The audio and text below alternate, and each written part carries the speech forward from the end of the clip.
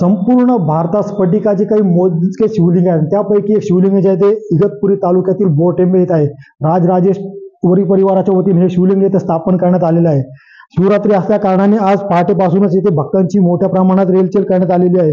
आपण बघू शकता का किती सुंदर रीतीने हे जे स्फटिक शिवलिंग आहे ते सजवण्यात आलेलं असून आता हळूहळू येथे जे भाविक आहे ते भोलेनाथाच्या दर्शन घेण्यासाठी दाखल होत आहेत.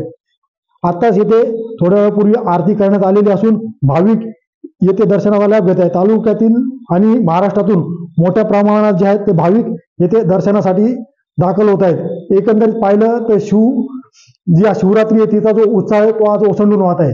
शैलेश पुरोहित, TV9 मराठी, इगतपुरी.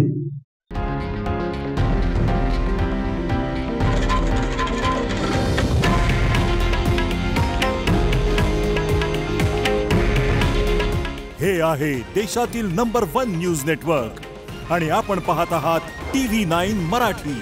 काळजी तुमची, हित महाराष्ट्राचं.